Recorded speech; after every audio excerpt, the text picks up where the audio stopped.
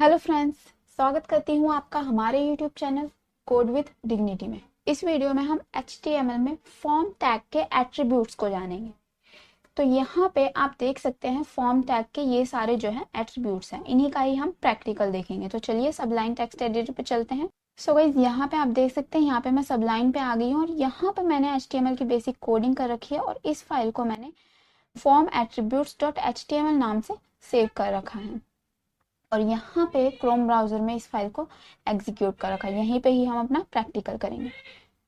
तो सबसे पहले हम जो है बेसिक फॉर्म बना लेते हैं। यहाँ पे मैं फॉर्म क्रिएट कर लेती हूँ। यहाँ पे इनपुट फील्ड ले लेती हूँ। ये सारी चीजें जो है इनपुट के बारे में, इनपुट के जितने भी एट्रीब्यूट्स हैं, टाइप एट्रीब्यूट्स और उनकी जितनी भी वैल्यूज हैं, इन सारे एट्रीब्यूट्स और वैल्यूज जो भी इनपुट के हैं, इन सब के बारे में मैंने आपको पहले ही बता चुका है। अगर आपने नहीं देखी है वो वीडियो तो उसका लिंक जो है मैं आई बटन और डिस्क्रिप्शन बॉक्स में दे दूंगी, वहां से जाके आप इनपुट टैग के बारे में डिटेल में जान सकते हैं। सो यहाँ पे मैं ले लेती हूँ टेक्स्ट और यहाँ पे नेम ले लेती हूँ FNAME नेम, क्योंकि ये मैं फर्स्ट नेम के लिए फील्ड बना रही हूँ। फर्स्ट नेम, इसी को ही मैं कॉपी कर लेती हूँ, पेस्ट, और यहाँ पे ले लेती हूँ लास्ट नेम और यहाँ पे भी एल नेम ले लेती हूँ। एल नेम जो है लास्ट नेम के लिए है। यहाँ पे मैं ब्रेक लगा देती हूँ 2 बार, ताकि नेक्स्ट लाइन में आए हमारी फील्ड्स। यहाँ पे भी 2 बार ब्रेक लगा देती हूँ और लास्ट में इनपुट टाइप सबमिट बना देती हूँ और यहाँ से ये हटा देती हूँ। सेव किया, रिफ्रेश किया, तो यहाँ पे बेसिक सा फॉर्म आ गया। इसको मैं थोड़ा सा जूम कर देती हूँ। यहाँ पे आप देख सकते हैं बेसिक सा फॉर्म आ गया, जो कि मैंने आपको पिछले वीडियो ट्यूटोरियल्स में फॉर्म को क्रिएट करना बता दिया था कि किस तरीके से आप क्रिएट कर सकते हैं। सो अब जानते हैं गाइस फॉर्म के एट्रीब्यूट्स के बारे में। तो यहाँ पे आप देख सकते हैं फॉर्म टैग, ये रहा फॉर्म टैग, इसी में ही हम एट्रीब्यूट देखेंगे। तो पहला एट्रीब्यूट है एक्शन एट्रीब्यूट। एक्शन एट्रीब्यूट क्या करता है? जब भी हम इस फॉर्म को अगर मैं सबमिट पे क्लिक करती हूँ यहाँ पे, तो जब भी मैं इस फॉर्म को सबमिट करूंगी तो जो भी फाइल का पाथ एक्शन में मैं दूंगी, वो फाइल पे जो है हमारा जो भी हम इस फॉर्म में एंटर करेंगे डेटा, वो जो है उस फाइल के थ्रू डेटाबेस में सबमिट हो जाएगा। बेसिकली यहाँ पे हमें जो है PHP की फाइल्स का जो है यहाँ पे पाथ देते हैं, क्योंकि हमें जो है जो भी हमें जो फॉर्म में डेटा जो भी एंटर करेगा यूजर, यहाँ पे फॉर्म में फर्स्ट नेम लिखेगा और फिर लास्ट नेम लिखेगा और फिर सबमिट पे क्लिक करेगा, तो ये जो डेटा होगा वो जो है यहाँ पे जिस भी फाइल का एक्शन में हम जिस भी फाइल का पाथ देंगे उस फाइल में चला जाएगा और उस फाइल के थ्रू, उस PHP फाइल के थ्रू जो है वो डेटा सर्वर पर सेंड हो जाएगा। तो यहाँ पे एक्शन में हम जो है एक फाइल का ही जो है हम पाथ देते हैं। बेसिकली वो जो है PHP की फाइल्स होती हैं जिनसे जो है हम फॉर्म के डेटा को डेटाबेस में फिल करवा सकते हैं। तो यहाँ पे कोई हम जो है PHP का तो नहीं कर रहे हैं, पर मैं यहाँ पे आपको जो है एक एग्जांपल दिखाती हूँ। यहाँ पे मैं HTML की ही कोई फाइल का जो है यहाँ पे पाथ दे देती हूँ। यहाँ पे मैं एक और फाइल बनाती हूँ, कंट्रोल N करती हूँ, यहाँ पे मैं इसी को सेव कर देती हूँ और यहाँ पे मैं रिस्पॉन्स नाम से कुछ फाइल बना देती हूँ। response.html नाम से बना ली मैंने फाइल। इसका पहले मैं कॉपी कर लेती हूँ नाम, यहाँ पे मैं सेव कर देती हूँ और यहाँ पे HTML की कोडिंग कर लेती हूँ। यहाँ पे मैं लिख देती हूँ H1 टैग में, यहाँ पे मैंने टैग बंद कर दिया और यहाँ पे मैंने इसको सेव कर दिया और ये यहाँ पे मैं इसी फाइल का response.html वाली जो ये फाइल है, इसी का ही पाथ मैं जो है इसमें दे दूंगी। तो यहाँ पे response.html वाली फाइल का पाथ दे देती हूँ। यहाँ पे मैंने लिख दिया response.html और अब मैं यहाँ पे सेव करती हूँ, रिफ्रेश करती हूँ, यहाँ पे कुछ भी लिख देती हूँ। यहाँ पे मैं सबमिट पे क्लिक करती हूँ, तो यहाँ पे आप देख सकते हैं जो है यहाँ पे हमारी जो response.html वाली फाइल है वो खुल गई है, और जो है वहाँ पे जो हमने लिखा था फॉर्म सबमिटेड सक्सेसफुली लिखा था वो जो है हमें शो हो रहा है। तो यहाँ पे हम बेसिकली PHP वाली फाइल्स देते हैं, जिसके थ्रू जो है जब भी यूज़र जो है फॉर्म का डेटा सबमिट करेगा तो उस फाइल के थ्रू जो है वो डेटाबेस में सबमिट हो जाएगा, और जो एंड में जो रिस्पॉन्स आएगा जो है वो उसी PHP फाइल के थ्रू जो है हमें आता है। जैसे कि लिखा हुआ आता है कि जैसे यहाँ पे लिखा हुआ है फॉर्म सबमिटेड सक्सेसफुली, है ना, ये इस तरीके का रिस्पॉन्स जो है उस PHP फाइल के थ्रू जो है हमें आता है। तो यहाँ तक आप समझ गए होंगे एक्शन के बारे में। अब मैं आपको बताती हूँ टारगेट एट्रीब्यूट के बारे में। पहले मैं यहाँ से इससे जो है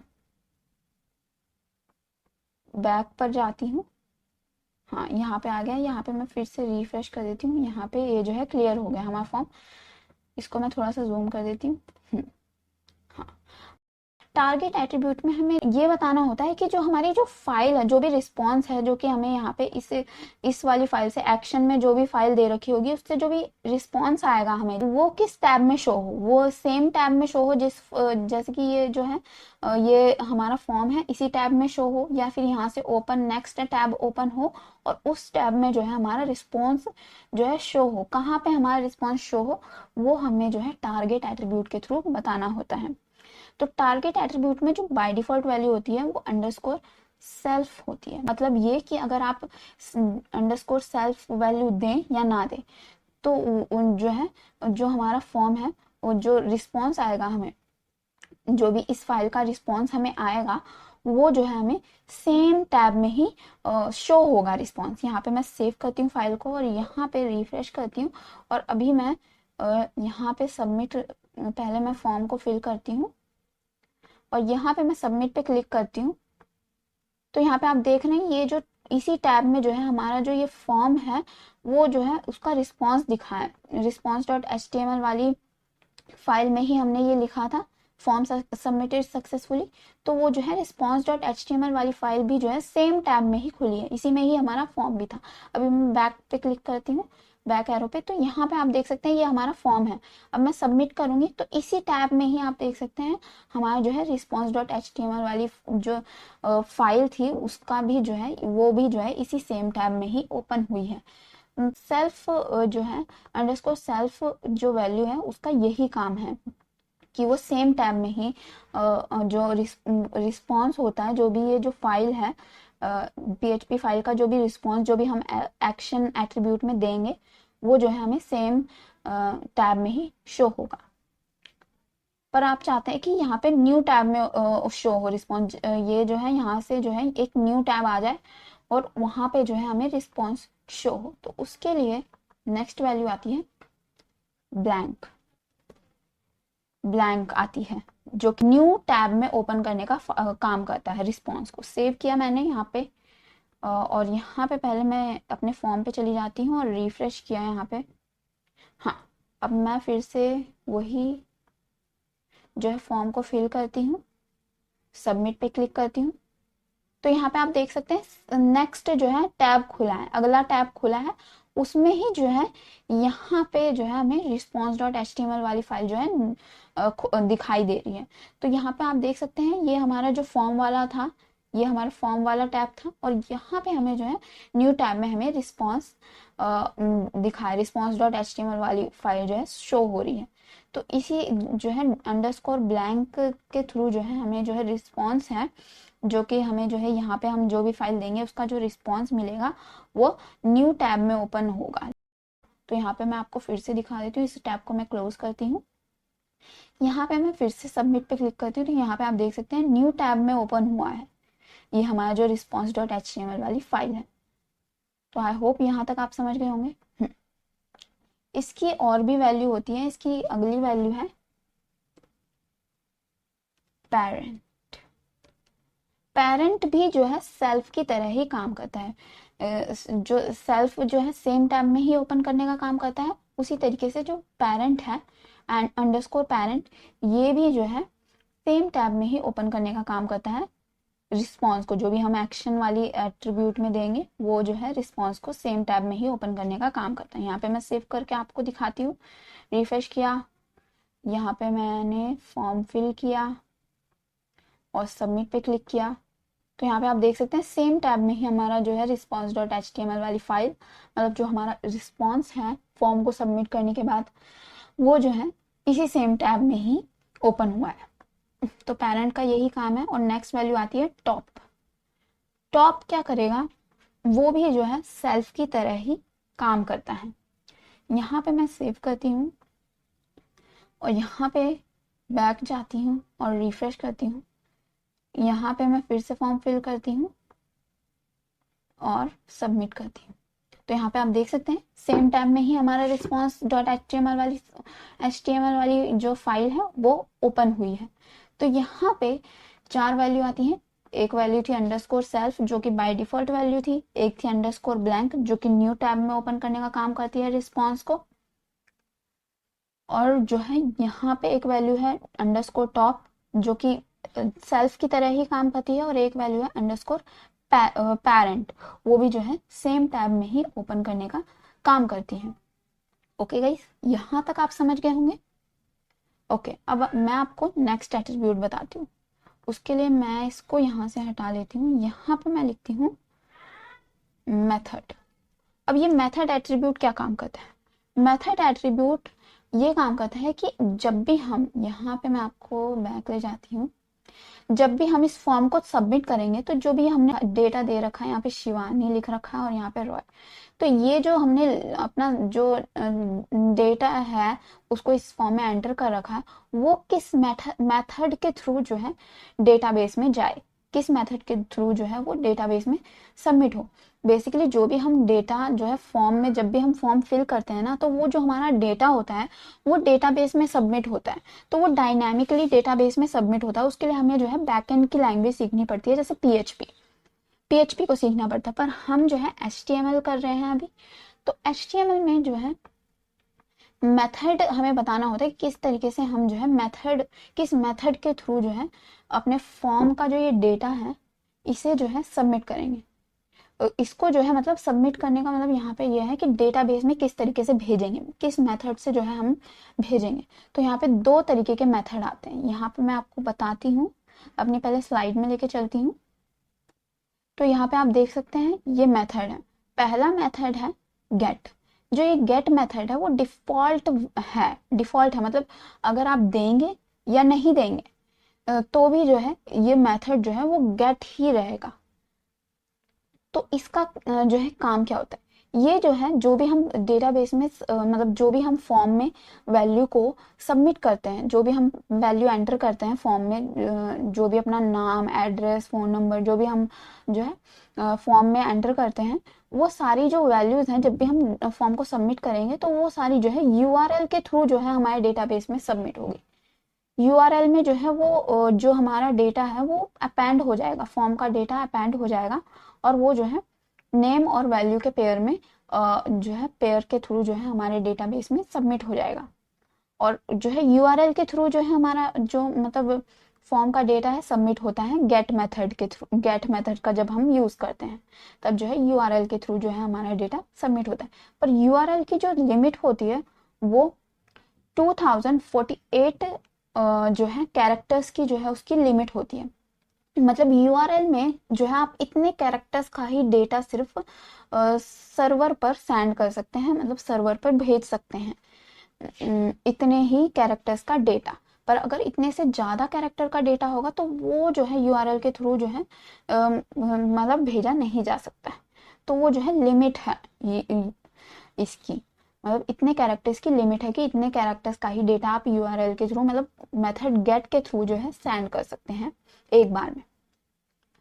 और यहाँ पे आप देख सकते हैं never use get to send sensitive data.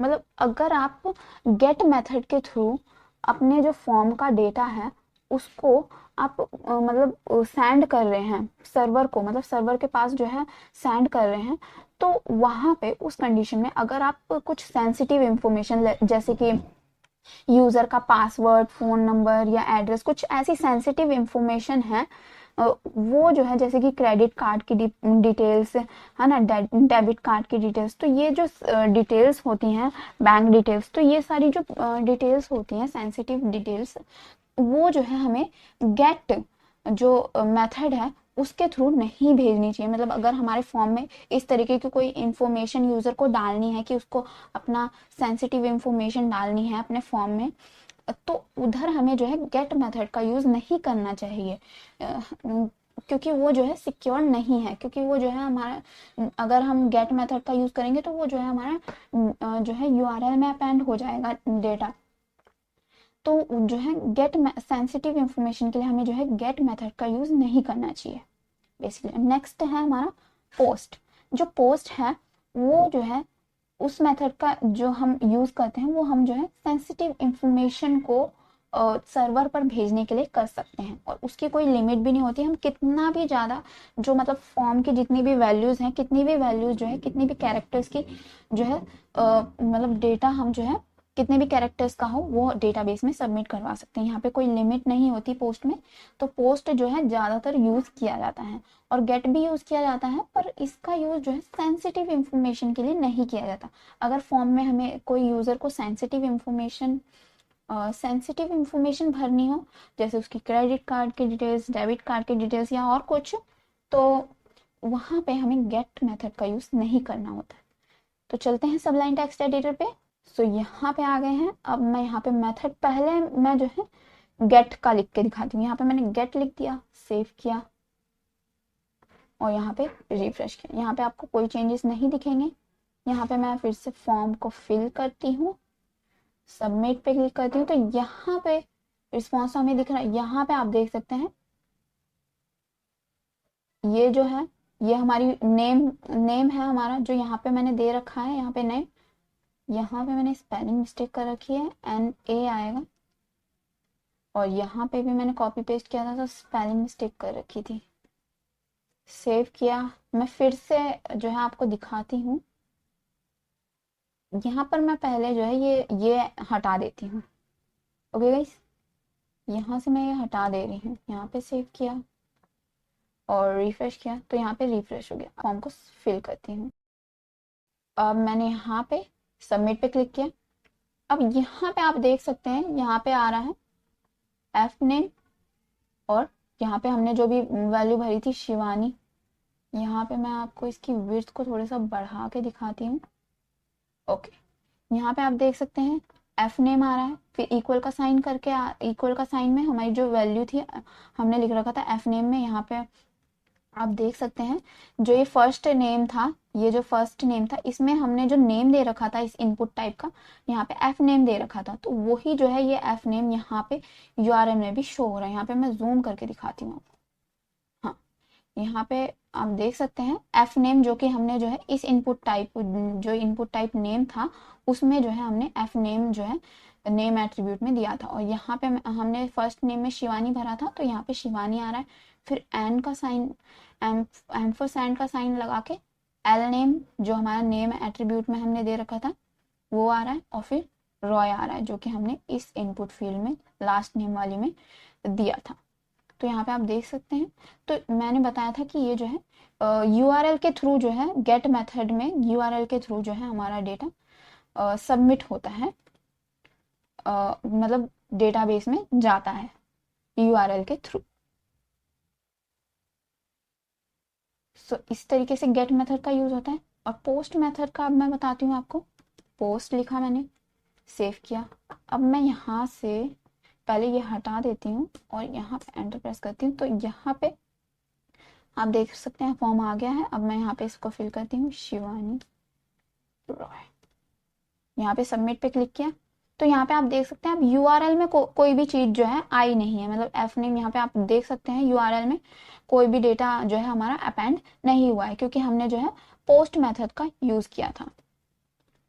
यहाँ पे आप देख सकते हैं पोस्ट मेथड, जैसा कि मैंने आपको स्लाइड में बताया था कि पोस्ट मेथड में क्या होता है कि वो जो है यूआरएल के थ्रू जो है हमारा डेटा सबमिट नहीं होता है। हमारा जो है डेटा जो है गेट मेथड के थ्रू जो है यूआरएल से सबमिट होता है। बट पोस्ट में ऐसा नहीं होता। पोस्ट में हमें जो है यूआरएल के थ्रू जो है हम हमारा डेटा सबमिट नहीं होता, जिससे कि ये जो है ज़्यादा सिक्योर रहता है, और पोस्ट मेथड जो है ज़्यादा सिक्योर रहता है, और हम जो है इससे सेंसिटिव इंफॉर्मेशन भी यूज़र की जो है फॉर्म में फिल करवा सकते हैं और डेटाबेस में सबमिट करवा सकते हैं। तो इस सेंसिटिव इंफॉर्मेशन के लिए मेथड पोस्ट का ही यूज़ किया जाता है। अब next auto complete. Auto complete attribute क्या करता है, अभी मैं आपको बताती हूँ ऑटो कंप्लीट क्या है। यहाँ पे मैंने क्लिक किया और यहाँ पे मैं अगर लिखती हूँ एस, तो यहाँ पे आप देख सकते हैं नीचे लिखा हुआ है शिवानी। तो यहाँ यही है ऑटो कंप्लीट, मतलब ऑटोमेटिकली ही वर्ड को कंप्लीट कर देता है। हम एक वर्ड लिखेंगे तो यहाँ पे आप देख सकते हैं हमें सजेशन दिखा रहा है कि आपको शिवानी लिखना है तो शिवानी लिख सकते हैं। तो यहाँ पे अगर मैं डी लिखूंगी तो यहाँ पे आप देख सकते हैं डी से जो भी यहाँ पे आ रहे हैं, तो ये ऑटोमेटिकली हमें सजेस्ट करता है नेम, ऑटो कंप्लीट करता है मतलब हमारे टेक्स्ट को। यहाँ पे भी मैं कुछ लिखूंगी, यहाँ पे बी लिखा तो यहाँ पे आप देख सकते हैं टेक्स्ट आ रहा है, आर लिखा तो यहाँ पे टेक्स्ट आ रहा है। तो इस तरीके से ऑटो कंप्लीट वर्क करता है। बाय डिफॉल्ट ऑटो कंप्लीट होती है वो ऑन होती है, क्योंकि यहाँ पे आप देख सकते हैं ऑटो कंप्लीट ऑन है। हमें ऑटोमेटिक जो है यहाँ पे ऑटो कंप्लीट के लिए जो है जब भी हम कोई भी टेक्स्ट लिखेंगे तो यहाँ पे ऑटो कंप्लीट जो है वो कर देगा, हमारे ऑटोमेटिकली मतलब कंप्लीट कर देगा हमारे टेक्स्ट को। तो ये जो है बाय डिफॉल्ट ऑन ही रहता है, इसकी वैल्यू जो है ऑन ही रहती है। इसकी दो वैल्यू होती है ऑन और ऑफ, यहाँ पे आप देख सकते हैं, पर हमें एक ही वैल्यू देनी होती है। बाय डिफॉल्ट जो इसकी वैल्यू होती है वो ऑन होती है। और अब मैं जब इसको यहाँ से ऑफ कर दूंगी, यहाँ पे मैंने सेव किया, रिफ्रेश किया, यहाँ पे इसको हटा के यहाँ पे रिफ्रेश करती हूँ। ओके, अब मैं यहाँ पे कुछ लिखती हूँ, जैसे कि मैंने यहाँ पे लिख रही हूँ मैं शिवानी। तो यहाँ पे आप देख सकते हैं ऑटो कंप्लीट के जो सजेशन यहाँ पे नीचे आ रहे थे नेम के, तो वो नहीं आ रहे हैं अब। यहाँ पे आप देख सकते हैं तो वो नहीं आ रहे। तो ऑटो कंप्लीट यही काम करता है, हमें ऑटो कंप्लीट जो है टेक्स्ट वो देता है, सजेशन देता है मतलब। तो जो है बाय डिफॉल्ट इसकी वैल्यू ऑन रहती है, और वैसे हम जो है इसे ऑफ कर सकते हैं यहाँ पे ऑफ लिख कर। ओके गाइस, यहाँ तक आप समझ गए होंगे। नेक्स्ट वैल्यू आपको मैं बताती हूँ, इसको मैं हटा देती हूँ, सेव किया। अब मैं जो है नेक्स्ट वैल्यू बताती हूँ, नो वैलिडेट। नो वैलिडेट क्या करता है, इसकी कोई भी वैल्यू नहीं होती, इसको हम जो है यहाँ से इक्वल का साइन और इन्वर्ट क्लोट्स हटा सकते हैं। नो वैलिडेट क्या करता है, जब भी हमारे फॉर्म में कोई वैलिडेशन लगी रहती है, जैसे कि यहाँ पे मैं रिक्वायर्ड लगा दूँ, रिक्वायर्ड यहाँ पे भी मैंने लिख दिया, और यहाँ पे भी लास्ट नेम वाला है उसमें भी हमने रिक्वायर्ड लिख दिया। यहाँ पे आप देख सकते हैं यहाँ पे भी मैंने रिक्वायर्ड लिख दिया है, फर्स्ट लास्ट नेम वाले में भी और फर्स्ट नेम वाली इनपुट टाइप में भी रिक्वायर्ड लिख दिया। रिक्वायर्ड एट्रीब्यूट के बारे में मैंने आपको पहले ही बता दिया है कि रिक्वायर्ड क्या काम करता है। यहाँ पे मैं इसको पहले नो वैलिडेट को हटाती हूँ, सेव करती हूँ, रिफ्रेश करती हूँ, और यहाँ पे अभी मैं सबमिट पे क्लिक करती हूँ। तो यहाँ पे ये मैंने यहाँ पे सबमिट पे क्लिक किया तो ये सजेशन दिखा रहा है ऑटो कंप्लीट के। तो यहाँ पे मैं पहले ऑटो कंप्लीट ऑफ कर देती हूँ, ऑफ कर दिया, सेव किया, रिफ्रेश किया। हाँ, अब मैं सबमिट पे क्लिक करती हूँ तो यहाँ पे दिखा रहा है please fill out this field. तो यहाँ पे रिक्वायर्ड का यही काम होता है कि ये जो है हमारे फॉर्म को सबमिट नहीं होने देता, मतलब एक वैलिडेशन लगा देता है कि अब जब तक आप इस फील्ड को नहीं सब फिल करेंगे तब तक जो है हमारा फॉर्म सबमिट नहीं होगा। तो रिक्वायर्ड जो है यही काम करता है, मतलब वैलिडेशन लगा देता है कि आपको जो है इस फील्ड को पहले भरना होगा तभी जाके फॉर्म सबमिट होगा। अभी मैं फिर से क्लिक करती हूँ तो यहाँ पे बोलना है ये please fill out this field, मतलब हमें जो है रिक्वायर्ड हो गई है ये फील्ड, मतलब हमें इसको भरना ही है तभी फॉर्म सबमिट होगा। तो ये वैलिडेशन लग गई है हमारे फॉर्म पे। पर नो वैलिडेट क्या काम करता है, यहाँ पे मैं आपको बताती हूँ। नो वैलिडेट लिखती हूँ यहाँ पे, नो वैलिडेट, यहाँ पे इक्वल और इन्वर्टेड कोर्स की कोई जरूरत नहीं है इसलिए मैं हटा देती हूँ। और नो वैलिडेट क्या काम करेगा, वैलिडेशंस को हटा देगा, मतलब जो हमने रिक्वायर्ड लिख रखा है कि जो ये फील्ड है फर्स्ट नेम और लास्ट नेम की ये रिक्वायर्ड है, इसको जो है नो वैलिडेट कर देगा, मतलब हटा देगा इस वैलिडेशन को। मतलब हम जो है बिना फिल किए भी फॉर्म को सबमिट कर सकते हैं। यहाँ पे मैंने सेव किया, रिफ्रेश किया, और यहाँ पे मैं सबमिट पे क्लिक करूँगी तो देखिए रिफ्रेश हो गया हमारा पेज, मतलब जो है हमारा पेज रिफ्रेश हो गया, मतलब फॉर्म सबमिट हो रहा है। यहाँ पे आप देख सकते हैं, यहाँ पे आप देखिए, यहाँ पे ये जो है घूमेगा जब रिफ्रेश होगा। तो यहाँ पे मैं रिफ्रेश पे क्लिक करती हूँ, यहाँ पे आप देख सकते हैं रिफ्रेश हो रहा है। तो यहाँ तक आप नो वैलिडेट समझ गए होंगे। अब मैं आपको नेक्स्ट एट्रीब्यूट बताती हूँ। नेक्स्ट एट्रीब्यूट है एक्सेप्ट कैर सेट। एक्सेप्ट कैर सेट एट्रीब्यूट का क्या काम होता है, पहले मैं यहाँ पे लिख देती हूँ एक्सेप्ट कैर सेट। एक्सेप्ट कैर सेट में हमें कैरेक्टर सेट्स बताने होते हैं। कैरेक्टर सेट्स के बारे में मैं आपको थोड़ा सा डिटेल में बता देती हूँ। यहाँ पे आप देख सकते हैं एक्सेप्ट कैरेक्टर सेट के बारे में।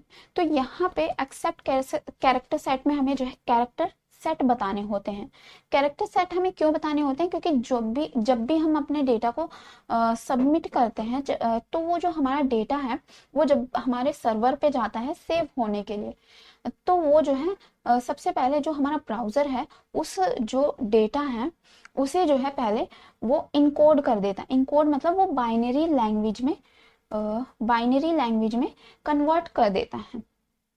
इनकोड का मतलब यही होता है कि वो जो है हमारा ब्राउज़र बाइनरी लैंग्वेज में कन्वर्ट करके उसको जो है बाइनरी मतलब 0 और 1 की फॉर्म में जो है हमारे डेटा को कन्वर्ट करके उसे सर्वर पे भेज देता है सेव होने के लिए।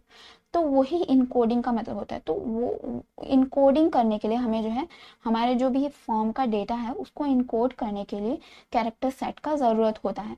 कैरेक्टर सेट दो तरीके के, यहाँ पे मैंने दो कैरेक्टर सेट लिख रखे हैं, एक UTF-8 है और एक ISO 88591 है। ये जो है मोस्ट ऑफनली यूज इन HTML4। इसका जो यूज़ है वो जो है HTML4 में बहुत ज़्यादा किया जाता था, पर आप जो है HTML5 में भी इसका कर सकते हैं यूज़। पर ये क्या था, इस जो है ये लिमिटेड था, मतलब इसमें जो है लिमिटेड कैरेक्टर्स को ही इनकोड कर सकते थे।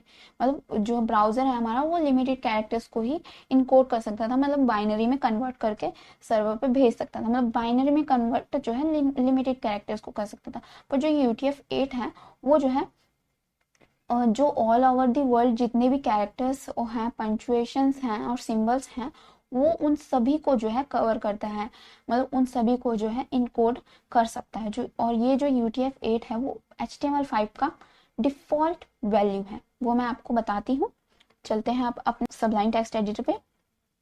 सो यहाँ पे पहले मुझे लिखना होगा UTF-8। UTF-8 से कैरेक्टर सेट से क्या होगा कि अगर कोई भी जो मतलब यूज़र है चाहे वो किसी भी लैंग्वेज में लिखे, वो जो है हमारा जो भी किसी भी लैंग्वेज में, मतलब वो हिंदी में लिखे, इंग्लिश में लिखे, चाइनीज़ में लिखे, किसी भी लैंग्वेज में लिखे, वो जो है कन्वर्ट हो जाएगा हमारा, मतलब इनकोड हो जाएगा, वो हमारा जो भी डेटा होगा वो इनकोड होकर सर्वर पे चला जाएगा सेव होने के लिए। इनकोड हो जाएगा मतलब बाइनरी डिजिट में कन्वर्ट हो जाएगा और सक्सेसफुली सबमिट हो जाएगा हमारे डेटाबेस में। तो इसके लिए जो है UTF-8 का यूज़ किया जाता है। पर जो ISO मैंने बताया था, ISO 88591, ये जो है लिमिटेड कैरेक्टर्स को ही इनकोड कर सकता है, तो इसका यूज़ इतना ज़्यादा होता नहीं है। इसका यूज़ जो है UTF जो हमारा UTF-8 है उसका सबसे ज़्यादा जो है यूज़ होता है, इसका ही जो है यूज़ होता है। और HTML5 की बाय डिफ़ॉल्ट जो है वैल्यू जो है UTF-8 ही है। इसको जो है UTF-8 को जो है आप ब्राउज़र मतलब यहाँ फॉर्म टैग में भी ले सकते हैं या फिर यहाँ पे पूरे डॉक्यूमेंट के लिए भी यहाँ पे ले सकते हैं। यहाँ पे मैं पूरे डॉक्यूमेंट के लिए आपको बताती हूँ। इसके लिए आपको मेटा टैग में जो है कैरेक्टर सेट लिखना होगा। तो यहाँ पे आप देख सकते हैं मेटा टैग में कैरेक्टर सेट ऑटोमेटिकली आ गया UTF-8। तो यहाँ पे इस तरीके से भी आप जो है UTF-8 कैरेक्टर सेट को दे सकते हैं, या फॉर्म में एक्सेप्ट कैर सेट के थ्रू जो भी है उस एट्रीब्यूट के थ्रू भी जो है आप UTF-8 कैरेक्टर सेट को बता सकते हैं। तो इन दो तरीकों से बता सकते हैं। मेटा टैग के बारे में मैं आगे आने वाली वीडियोस में डिटेल्स में बताऊंगी, अभी मैं इसके बारे में डिटेल में नहीं बता रही हूँ क्योंकि हम इसमें फॉर्म एट्रीब्यूट्स के बारे में बात कर रहे हैं। तो UTF-8 जो है ये हमने लिखा कैर सेट में, एक्सेप्ट कैर सेट में, यहाँ पे मैंने सेव किया, रिफ्रेश किया, तो यहाँ पे आप देख सकते हैं कोई डिफरेंस आपको दिखेगा नहीं। यहाँ पे आपको कोई भी, अभी मैं फॉर्म को अभी फिल करके दिखाती हूँ आपको, यहाँ पे सबमिट करती हूँ, तो यहाँ पे आपको कोई डिफरेंस दिखेगा नहीं। तो इससे कोई आपको रिजल्ट स्क्रीन पर तो नहीं दिखेगा, पर ये जो है बेसिकली इनकोडिंग के लिए काम में आता है। अब नेक्स्ट वैल्यू आती है हमारी एंक टाइप। इसको मैं हटा देती हूँ, यहाँ पे लिखती हूँ एंक टाइप। और एंक टाइप के बारे में अब मैं आपको बताती हूँ। तो यहाँ पे हम चलते हैं एंक टाइप पे। तो यहाँ पे आप देख सकते हैं एंक टाइप। यहाँ पे मैं आपको बताती हूँ, the enctype attribute specify how the form data should be encode when submitting it to the server. जब भी हम फॉर्म को सबमिट करेंगे तो वो हमारा फॉर्म का जो डेटा होगा वो किस तरीके से इनकोड होना चाहिए, वो स्पेसिफाई करने का काम करता है हमारा एंक टाइप। एंक टाइप का यूज जो है बेसिकली मेथड पोस्ट के लिए के साथ ही किया जाता है। मेथड जो गेट है, दो मेथड बताए थे मैंने आपको, पोस्ट और गेट। तो वहाँ पे सिर्फ पोस्ट मेथड के साथ ही हम जो है एंक टाइप का यूज कर सकते हैं। जो एंक टाइप है वो ये बताने का काम करता है कि हमारा जो डेटा है वो किस तरीके से जो है इनकोड होकर सर्वर पे सबमिट होना चाहिए। तो वही जो है हमें जो है एंक टाइप में बताना होता है। एंक टाइप की 3 वैल्यूज होती हैं, यहाँ पे आप देख सकते हैं। Application x www form URL encoded, ये जो है डिफॉल्ट वैल्यू होती है, चाहे आप एंक टाइप में ये वैल्यू दें या ना दें, यही वैल्यू सेट रहती है। और नेक्स्ट वैल्यू है मल्टीपार्ट फॉर्म डेटा। इस वैल्यू का कब यूज किया जाता है? इस वैल्यू का जब यूज किया जाता है जब आप जो है फॉर्म में फाइल का ऑप्शन देते हैं, मतलब फाइल, किसी यूजर को फाइल अपलोड करने का ऑप्शन देते हैं कि जो है फाइल या कोई इमेज या कुछ भी फाइल को जो है अपलोड करने का ऑप्शन देंगे जब आप, तब आपको जो है मल्टीपार्ट फॉर्म डेटा का यूज करना होगा। तभी जो है वो फाइल जो है अच्छी तरीके से जो है आपके डेटाबेस में सबमिट हो जाएगी। नेक्स्ट वैल्यू है टेक्स्ट प्लेन। टेक्स्ट प्लेन क्या करेगा कि ये जो है हमारे जो फॉर्म का जो डेटा है वो बिना इनकोड किए ही जो है डेटाबेस में सबमिट कर देगा। तो इसका यूज जो है नहीं किया जाता है, इसको जो है यूज बिल्कुल जो है नहीं किया जाता है। बेसिकली जो है मल्टी पार्ट फॉर्म डाटा का यूज ज़्यादा किया जाता है, क्योंकि जब भी हम फाइल का यूज़ करते हैं, फाइल किसी यूजर से अपलोड करवाने का ऑप्शन हम देते हैं फॉर्म में, तब जो है इसका यूज़ कर सकते हैं। और अगर और जो बाय डिफ़ॉल्ट वैल्यू होती है वो तो यही रहती है, तो इसको दें या ना दें एक ही बात है। तो चलते हैं फिर अपने सबलाइन टेक्स्ट एडिटर पे। सो यहाँ पे मैं आपको प्रैक्टिकल करके दिखाती हूँ। तो यहाँ पे मैं एंक टाइप में सबसे पहली वैल्यू लिखती हूँ जो कि डिफ़ॉल्ट में थी, application /x hyphen www hyphen form hyphen URL encoded. तो यहाँ पे मैं अगर सेव करती हूँ और ब्राउज़र में फॉर्म को रिफ्रेश करती हूँ, तो यहाँ पे आप देख सकते हैं कोई भी डिफरेंस यहाँ पे आपको नहीं दिखेगा, क्योंकि ये बेसिकली इसका रिजल्ट जो है आपको सामने फ्रंट में ब्राउज़र पे नहीं दिखता है। ओके गाइस, तो यहाँ पे मैं आपको दूसरा जो है दिखाती हूँ, हमारा जो है मल्टीपार्ट फॉर्म डाटा। ये जो है हमारी डिफ़ॉल्ट वैल्यू थी। अब मैं इसको हटाती हूँ, यहाँ पे लिखती हूँ, सेव किया, रिफ्रेश किया, तो यहाँ पे आपको कोई चेंजेस नहीं दिखाई देंगे। यहाँ पे जब आप जो है मल्टीपार्ट फॉर्म डाटा का यूज़ आप कब कर सकते हैं?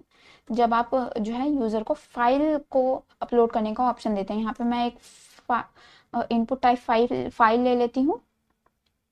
यहाँ पे मैं लिख देती हूँ अपलोड फाइल, सेव किया, और यहाँ पे मैं फाइल लिख देती हूँ पहले।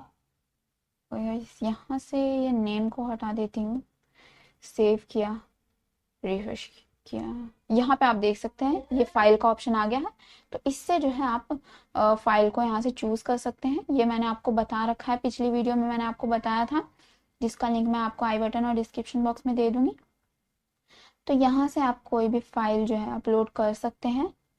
और ये जो फाइल है, ये जो हम फाइल देंगे चूज़ फाइल के थ्रू, वो जो है डेटाबेस में किस तरीके से सबमिट होगी? वो डेटाबेस में तभी सबमिट होगी जब यहाँ पे हम एंक टाइप में मल्टीपार्ट फॉर्म डेटा लिखेंगे, तभी जो है वो फाइल जो है हमारे सर्वर पे सबमिट होगी। आई होप यहाँ तक आप समझ गए होंगे।